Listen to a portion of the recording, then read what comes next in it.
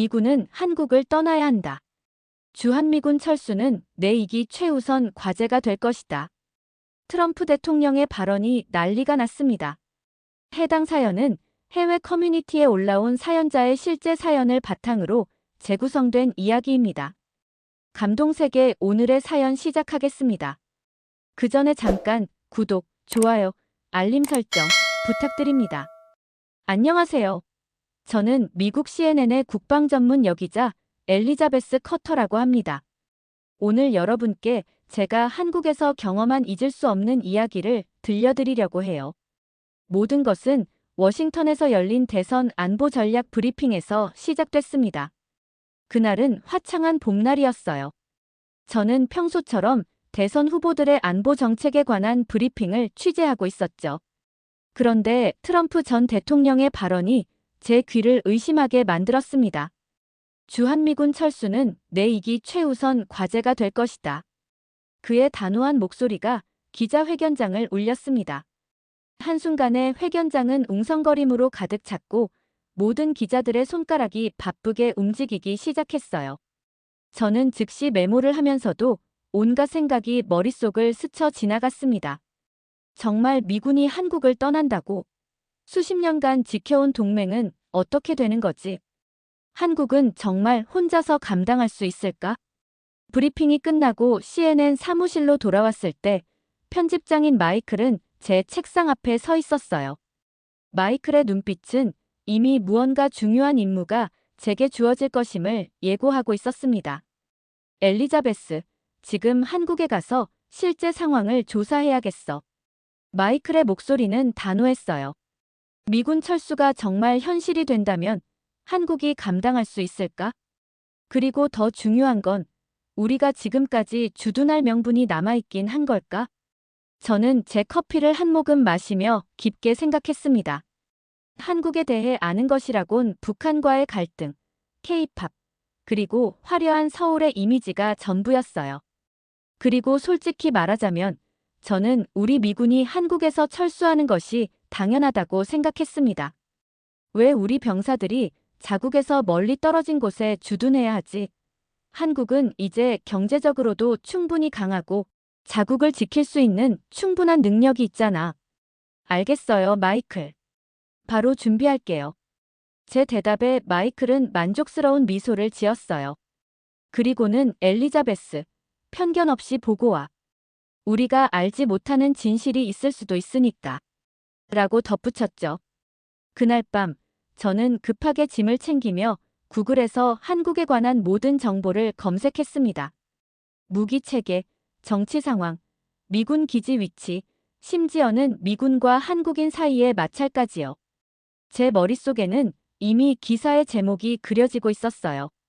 미군 철수 한반도의 새로운 미래 혹은 주한미군, 그들의 임무는 끝났는가? 저는 너무 흥분해서 밤새 잠을 이루지 못했어요. 제 생각에는 이 취재가 제 커리어의 전환점이 될 것 같았거든요. 그러나 그때는 몰랐습니다. 제가 한국에서 맞이하게 될 진실이 제 인생의 전환점이 될 거라는 사실을요. 14시간의 비행 끝에 인천공항에 도착했어요. 공항에서부터 저는 충격에 빠졌습니다. 상상했던 낯선 아시아 국가가 아니라 마치 미래에서 온 듯한 첨단 시설들이 눈앞에 펼쳐졌거든요. 모든 것이 효율적이고 깨끗했어요. 입국 심사대에서 제 여권을 확인한 직원은 유창한 영어로 취재 목적이시군요. 좋은 기사 많이 써주세요라고 말하더라고요. 공항에서 서울로 향하는 길, 창밖으로 보이는 풍경은 제가 상상했던 것과는 너무나 달랐습니다. 초고층 빌딩들과 첨단 기술의 도시, 그리고 그 사이사이에 자리 잡은 고즈넉한 사찰과 고궁들. 한국은 전통과 현대가 절묘하게 공존하는 곳이었어요. 다음 날 아침, 저는 용산 기지로 향했습니다. 이곳은 제 취재의 시작점이자 수십 년간 주한미군의 중심지였죠. 기지 앞에 도착하자 한국인 시민들이 미군 차량이 지나갈 때마다 손을 흔들어주는 모습이 눈에 띄었어요. 이상하네. 외국 군대에 이렇게 우호적이라니. 기지 안으로 들어서자 마치 작은 미국 도시에 온 것 같은 느낌이 들었습니다. 그러나 곳곳에서 한국 문화의 흔적이 보였어요. 식당에는 김치와 불고기 메뉴가 있었고 여러 곳에 태극기와 성조기가 나란히 걸려 있었죠. 저의 첫 인터뷰 상대는 제임스 카터 대위였습니다. 10년 넘게 한국에서 근무했다는 그는 제 질문에 의외의 대답을 했어요. 철수요? 여기 있는 우리 중 절반은 가족과 함께 정착할 계획입니다. 사실 많은 군인들이 전역 후에도 한국에 남고 싶어 해요. 저는 놀라서 제 귀를 의심했습니다. 무슨 말씀이세요? 귀국을 원하지 않는 미군이라니요? 카터 대위는 미소를 지으며 대답했어요. 한국은 알면 알수록 매력적인 나라입니다. 처음엔 저도 빨리 임무를 마치고 돌아가고 싶었지만 지금은 달라요. 제 아내와 아이들도 여기서의 삶을 사랑합니다. 그는 휴대폰을 꺼내 가족 사진을 보여주었습니다. 그의 아이들은 한국 학교 교복을 입고 있었고 주말에는 태권도장에 다닌다고 했어요. 심지어 아내는 한국어를 배워 지역 봉사활동에도 참여한다고 합니다. 처음에는 다른 문화, 다른 언어가 부담스러웠지만 이제는 그게 우리 삶의 일부가 됐어요. 한국인들의 따뜻함과 정이 우리를 감싸 안았거든요. 카터 대위의 사무실을 나오면서 복도에서 한국인 직원들과 미군 장병들이 함께 웃으며 대화하는 모습을 봤어요. 그들 사이에는 어떤 벽도 없어 보였습니다. 기지 밖에서는 한국인들의 반미 시위를 예상했던 제게는 충격적인 광경이었죠. 그날 저녁 호텔 침대에 누워 제 취재 노트를 읽어보았습니다. 처음으로 현장의 온도차를 체감했어요. 제가 워싱턴에서 상상했던 한국과 실제 한국은 너무나 달랐습니다. 그리고 주한미군의 실제 이야기는 제가 예상했던 것보다 훨씬 더 복잡하고 깊었죠. 이곳에서 무슨 일이 벌어지고 있는 걸까요? 저는 더 깊이 파고들기로 결심했습니다. 다음 날, 저는 기지 내 병사들의 생활을 더 깊이 들여다보기로 했어요. 매일 아침 5시에 일어나 훈련하는 병사들의 일과를 따라가며 인터뷰를 진행했죠. 처음엔 경계하던 병사들도 제가 진심으로 그들의 이야기에 귀 기울이는 것을 느끼고는 하나둘씩 마음을 열기 시작했습니다. 식당에서 점심을 먹고 있을 때였어요. 마이클 김이라는 20대 초반의 한국계 미국인 병사가 제게 다가왔습니다. 기자님, 제 이야기도 들어보실래요? 그의 목소리에는 설렘이 가득했어요. 마이클은 할아버지가 6.25 전쟁 때 미군의 도움으로 목숨을 구했다고 해요. 그 은혜를 잊지 않던 할아버지는 미국으로 이민 간 후에도 항상 마이클에게 한국과 미국의 깊은 인연을 이야기해 주셨대요. 할아버지의 영향으로 군에 입대했고 특별히 한국에 파견되길 자원했어요. 그런데 여기 와보니 제가 오히려 더 많은 것을 배우고 있어요. 마이클은 여자친구 사진을 보여주었어요. 한국인 여성이었죠. 저는 한국인 여자친구와 내년에 결혼할 예정이에요.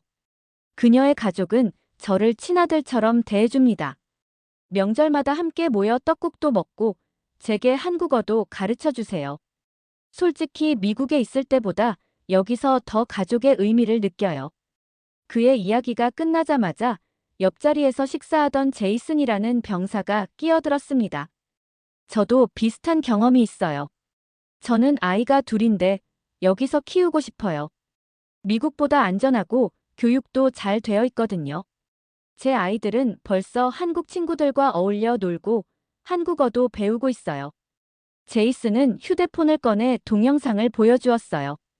그의 아들이 태권도 띠 승급 심사를 받는 모습이었죠. 이런 경험은 미국에선 쉽게 할 수 없어요. 다양한 문화를 경험하면서 아이들이 더 넓은 시야를 갖게 되는 것 같아요. 점심 후 조금 멀리 떨어진 훈련장으로 이동했어요. 그곳에서 로버트라는 베테랑 상사를 만났습니다. 그는 주머니에서 접힌 편지를 꺼내 제게 보여주었어요. 이건 제가 사는 아파트 옆집 할머니께서 주신 편지예요. 저희가 훈련으로 늦게 들어올 때마다 집 앞에 손수 만든 전이나 김치를 놓아두세요. 처음엔 당황스러웠지만 지금은 그게 제 삶의 일부가 됐어요. 전쟁도 없이 전우애가 아닌 이웃정으로 엮여 있는 거죠. 로버트의 표현이 제 마음을 울렸습니다. 이웃정. 그것은 제가 지금껏 느껴보지 못한 감정이었어요. 뉴욕의 제 아파트에서는 옆집에 누가 사는지도 모르고 지냈으니까요. 그날 밤 호텔 창문을 통해 빛나는 서울의 야경을 바라보며 생각했어요. 우리는 떠나는 게 아니라 잊고 있었던 걸, 지키고 있었던 건 아닐까? 이 질문이 제 마음 깊은 곳에서 울려 퍼졌습니다. 처음으로 저는 제 취재가 단순한 군사 전략이나 정치적 결정 이상의 무언가를 다루고 있다는 것을 깨달았어요. 이것은 사람들의 이야기, 마음의 이야기였습니다. 취재 3일차, 저는 용산 기지 근처에 위치한 전쟁기념관을 방문했어요. 그곳에서 한국 전쟁의 역사와 참상을 직접 눈으로 확인할 수 있었죠. 흑백 사진 속 폐허가 된 서울과 난민들의 모습이 제 마음을 무겁게 했습니다. 그리고 특히 한 사진이 제 시선을 사로잡았어요. 어린 한국 소녀를 업고 가는 미군 병사의 모습이었죠. 저 사진 속 아이가 지금은 80이 넘었을 거예요. 갑자기 들려온 목소리에 저는 깜짝 놀라 돌아봤습니다. 95세로 보이는 백발의 노인이 휠체어를 타고 제 옆에 와 있었어요. 노인의 가슴에는 6.25 참전 훈장이 달려 있었고 그 옆에는 미국 국기 핀도 보였습니다. 혹시 참전 용사이신가요? 저는 조심스럽게 물었어요. 노인은 미소를 지으며 고개를 끄덕였습니다. 윌리엄 존슨입니다. 1950년 저는 이름도 모르는 이 나라에 도착했지요. 21살이었던 저는 이 전쟁이 왜 벌어졌는지도 제대로 알지 못했어요. 그저 명령에 따라왔을 뿐이죠. 윌리엄 할아버지의 이야기는 마치 살아있는 역사책 같았어요. 그는 인천 상륙작전, 서울 수복, 그리고 중공군의 개입으로 후퇴하던 순간까지 모든 것을 생생하게 기억하고 있었습니다. 저는 이 한국 땅에서 가장 소중한 친구들을 잃었어요. 그때는 모든 게 헛되게 느껴졌죠. 하지만 지금 이렇게 발전한 한국을 보면 그들의 희생이 헛되지 않았다는 걸 알게 됩니다. 윌리엄 할아버지는 휠체어에서 천천히 일어나 가까스로 서서 창밖을 가리켰어요. 고층 빌딩들이 즐비한 서울의 스카이라인이 보였습니다. 70년 전 이곳은 잿더미였어요. 지금 보세요. 이 나라가 이렇게 클 줄은 몰랐어. 제가 물려준 자유의 씨앗이 이토록 아름답게 꽃 피울 줄은. 그의 목소리가 흔들렸고 저도 모르게 제 눈시울이 붉어졌습니다. 윌리엄 할아버지는 다시 휠체어에 앉으며 제 손을 꼭 잡았어요. 우리는 지켜낸 땅에서 평화를 보고 있어. 그걸 놓는 건 전우를 2번 죽이는 거야. 그 말에 저는 아무 대답도 할 수 없었어요. 단지 그의 손을 마주잡고 고개를 숙일 뿐이었습니다. 윌리엄 할아버지는 손자인 듯한 젊은 한국인 남성과 함께 천천히 기념관을 나갔어요. 나중에 알고 보니 그는 할아버지가 전쟁 때 구해준 한국인 가족의 후손이었답니다. 그날 저녁 호텔방에서 저는 윌리엄 할아버지의 말을 계속 되새겼어요. 전우를 2번 죽이는 거야. 이 말이 제 마음을 무겁게 누르고 있었습니다. 저는 지금까지 주한미군 철수를 단순히 정치적, 군사적 선택으로만 바라봤어요. 그러나 윌리엄 할아버지의 눈빛에서 보았듯이 이것은 역사적, 인간적 약속의 문제였습니다. 윌리엄 할아버지처럼 많은 젊은이들이 낯선 땅에서 피를 흘렸고 그 희생 위에 오늘날의 한국이 서 있다는 사실을 처음으로 가슴 깊이 느꼈어요. 단순한 동맹이 아니라 피와 눈물로 맺어진 인연이었던 거죠. 취재 나흘차, 저는 평택 미군 기지로 향했어요. 이곳은 최근 용산에서 이전한 주한미군의 새로운 본부가 자리한 곳이죠. 기지 주변으로 형성된 캠프 험프리스 타운은 미군 가족들과 한국 주민들이 함께 살아가는 독특한 공간이었습니다. 기지 밖 작은 골목을 걷다가 우연히 발견한 간판이 제 시선을 사로잡았어요. 한미 함께 영어 도서관이라는 이름의 아담한 건물이었죠. 호기심에 문을 열고 들어가자 예상치 못한 광경이 펼쳐졌습니다. 미국 아이들과 한국 아이들이 함께 책을 읽고 있었고 미군 부인들과 한국 아줌마들이 나란히 앉아 이야기를 나누고 있었어요. 어서 오세요. 손님이신가요? 한국인 여성이 유창한 영어로 저를 반겨주었습니다. 안녕하세요. CNN 기자 엘리자베스 커터입니다. 이곳이 궁금해서 들어왔어요. 저를 맞이한 여성은 김미영 씨라고 했어요. 이 도서관의 공동 설립자 중 한 명이라고 합니다. 미영 씨는 커피를 대접하며 도서관의 이야기를 들려주었습니다. 5년 전쯤이었어요.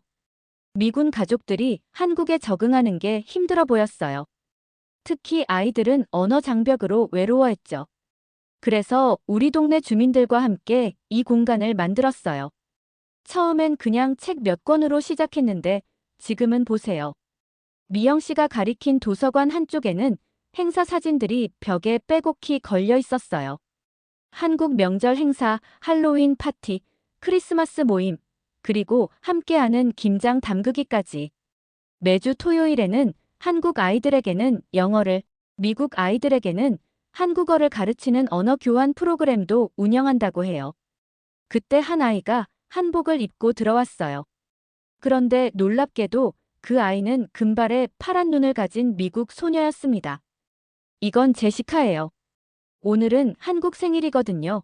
미영 씨가 웃으며 설명했어요. 제시카의 어머니 사라가 다가와 인사를 건넸습니다. 여기 온 지 3년 됐어요. 처음엔 임무를 마치면 바로 돌아갈 계획이었죠. 하지만 지금은 다른 생각이 들어요. 사라는 조용히 말을 이어갔어요. 여긴 우리가 미국인이라기보다 이웃이에요.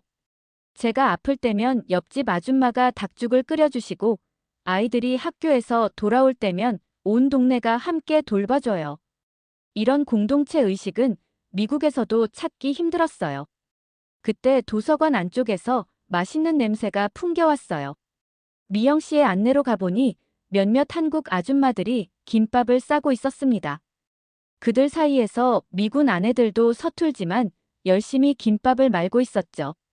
우리는 매주 목요일마다 함께 음식을 만들어 나눠 먹어요. 오늘은 김밥 데이랍니다. 미영 씨가 자랑스럽게 말했어요. 저도 모르게 자원해서 김밥 만들기에 동참했어요. 처음에는 서툴렀지만 옆에서 할머니처럼 보이는 한국 여성이 제 손을 잡고 친절하게 가르쳐 주셨습니다. 둥글게 많은 김밥처럼 이곳에서는 서로 다른 문화와 사람들이 자연스럽게 어우러지고 있었어요. 제가 만든 김밥을 먹으며 저는 고백했습니다. 전 미국 기자지만 지금 여기서는 제가 낯선 사람처럼 느껴지지 않아요.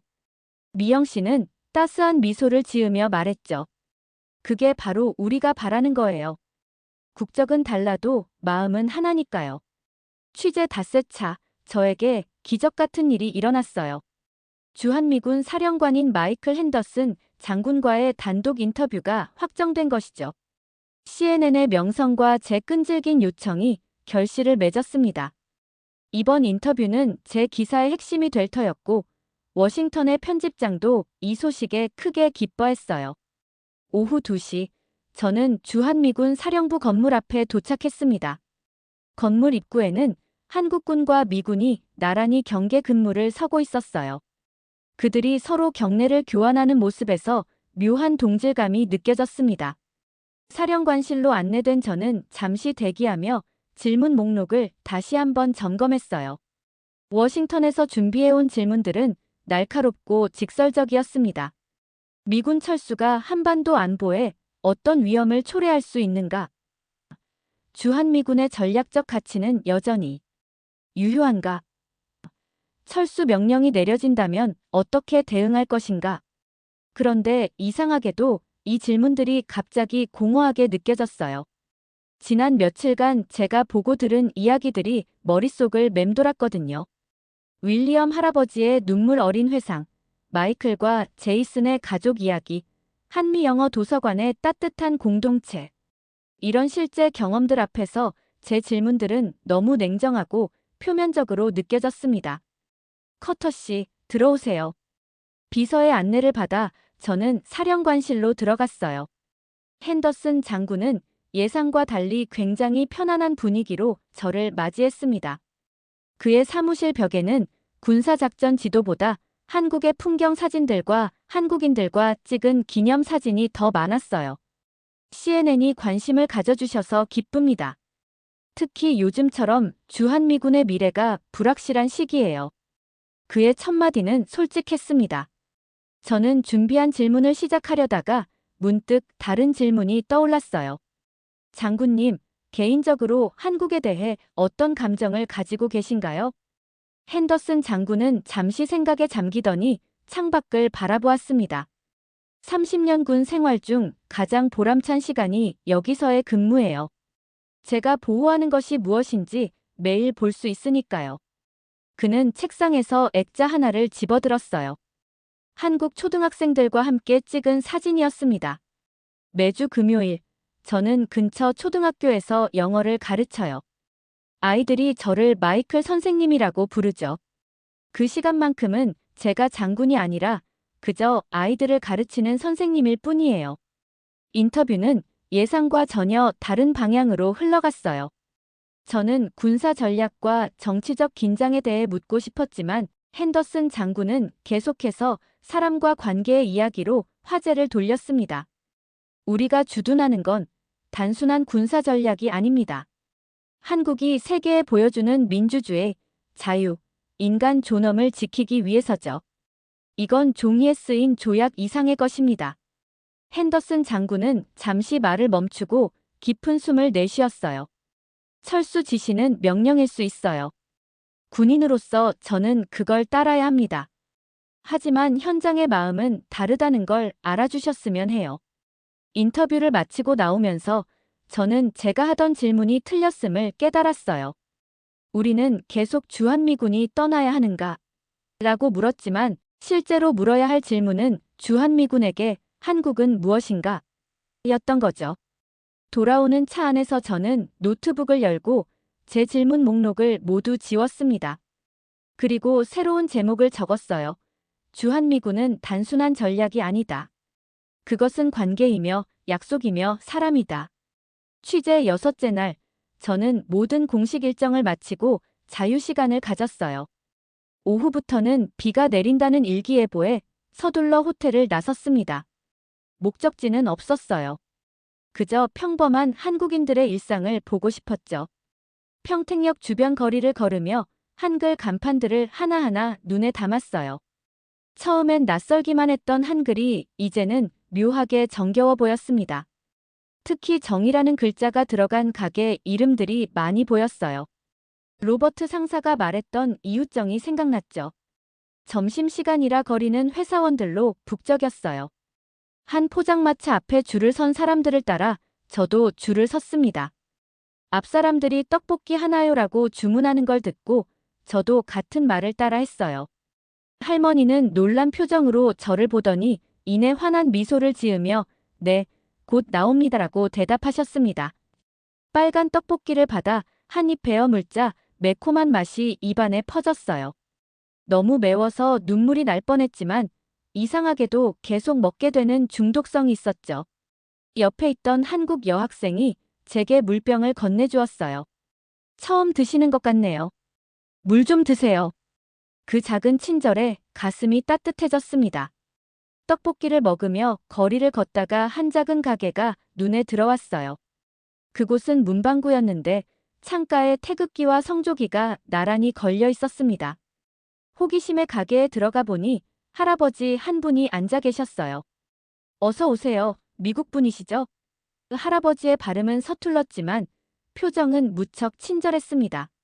네, 맞아요. 창문에 걸린 국기들이 인상적이어서 들어왔어요. 할아버지는 천천히 일어나 벽에 걸린 오래된 사진 한 장을 가리켰어요. 젊은 시절의 할아버지가 미군 병사들과 함께 찍은 사진이었습니다. 저는 6.25 때 통역병이었어요. 미국 친구들이 많았지요. 그들이 떠난 뒤에도 항상 두 국기를 함께 걸어놓았어요. 우리는 피로 맺어진 사이니까요. 할아버지의 말씀에 저는 가슴이 먹먹해졌어요. 윌리엄 할아버지와 이 문방구 할아버지는 전쟁이라는 비극 속에서 서로에게 의지했던 거죠. 그리고 그 인연은 70년이 지난 지금까지도 이어지고 있었습니다. 가게를 나와 호텔로 돌아가는 길, 비가 내리기 시작했어요. 비를 피해 작은 카페에 들어갔습니다. 따뜻한 차를 마시며 창밖으로 내리는 비를 바라보았어요. 문득 이런 생각이 들었습니다. 나는 이곳을 조사하러 왔지만 이곳 사람들은 나를 맞이해줬다. 취재 마지막 날, 호텔방에서 저는 지난 일주일간의 모든 기록을 정리했어요. 녹음된 인터뷰, 메모장의 낙서들, 찍어둔 사진들까지. 모든 것이 제가 워싱턴에서 상상했던 것과는 너무나 달랐습니다. 저는 미군 철수 같은 차가운 정책 이슈를 취재하러 왔지만 돌아가면서 가져가는 것은 사람들의 따뜻한 이야기였어요. 주한미군 철수가 단순히 안보 문제가 아니라 실제 사람들의 삶과 직결된 문제라는 것을 깨달았습니다. 노트북을 열고 기사를 쓰기 시작했어요. 제목은 오랫동안 고민한 끝에 결정했습니다. 주한미군은 단순한 전략이 아니다. 그것은 관계이며 약속이며 사람이다. 도입부는 윌리엄 할아버지의 이야기로 시작했어요. 70년 전 이름도 모르는 땅에 와서 싸웠고 지금은 그 땅이 세계적인 민주주의 국가로 성장한 모습을 보며 자부심을 느끼는 노병의 이야기였죠. 그 다음으로는 마이클, 제이슨, 로버트 같은 현역 병사들의 목소리를 담았습니다. 그들에게 한국은 단순한 근무지가 아니라 새로운 고향이 되어가고 있다는 사실을요. 미군 가족들과 한국 주민들이 함께 만든 공동체 이야기도 빼놓을 수 없었습니다. 서로 다른 문화를 나누고 서로의 언어를 배우며 진정한 이웃이 되어가는 모습은 정치적 계산으로는 측정할 수 없는 가치였으니까요. 마지막으로 핸더슨 장군의 인터뷰로 기사를 마무리했어요. 우리가 주둔하는 건 단순한 군사 전략이 아닙니다. 한국이 세계에 보여주는 민주주의, 자유, 인간 존엄을 지키기 위해서죠. 그리고 기사의 마지막 문장을 오래 고민한 끝에 이렇게 적었습니다. 한국은 우리가 보호했던 나라가 아니다. 한국은 우리가 함께 성장한 가족이다. 보내기 버튼을 누르기 전 잠시 망설였어요. 이 기사가 워싱턴의 편집장이 원하던 것인지 확신이 없었거든요. 하지만 진실을 전하는 것이 기자의 사명이라고 생각했습니다. 깊은 숨을 들이쉬고 버튼을 눌렀어요. 그리고 제 마음 한켠에선 이미 새로운 기획이 떠오르고 있었습니다. 귀화한 병사들 인터뷰 시리즈를 기획해보고 싶었어요. 전역 후 한국에 남기로 결정한 미군들의 이야기를 세상에 알리고 싶었죠. 저녁에는 한국 드라마 폭삭 소가수다를 보기 시작했어요. 제이슨의 아내가 추천해준 드라마였죠. 자막을 보며 한국어 몇 마디도 배워보려고요. 안녕하세요. 감사합니다. 맛있어요. 같은 간단한 인사말부터요. 인천공항으로 향하는 차 안에서 저는 남편 마이클에게 영상통화를 걸었어요. 여보, 취재는 어땠어? 마이클이 물었죠. 상상했던 것과 완전히 달랐어. 우리 다음 여행지는 한국이야. 꼭 같이 와줘. 내가 만난 사람들을 너도 만나봐야 해. 비행기에 오르며 마지막으로 서울의 하늘을 바라봤어요. 7일 전에는 낯설기만 했던 이 도시가 이제는 마치 오래된 친구처럼 느껴졌습니다. 언젠가 다시 올 것을 마음속으로 약속하며 비행기에 올랐어요. 여러분, CNN 기자 엘리자베스의 특별한 한국 이야기 어떠셨나요? 처음엔 미군 철수라는 차가운 정책 기사를 쓸어왔다가 한국의 따뜻함에 완전히 마음을 빼앗긴 외국인 기자의 여정이 감동적이지 않으셨나요?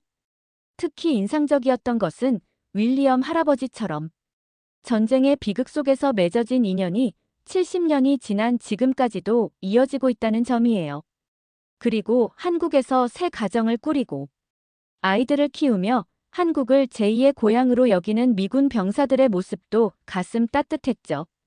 여러분도 주변에서 한국 문화와 정에 감동받은 외국인 친구들 이야기가 있으신가요?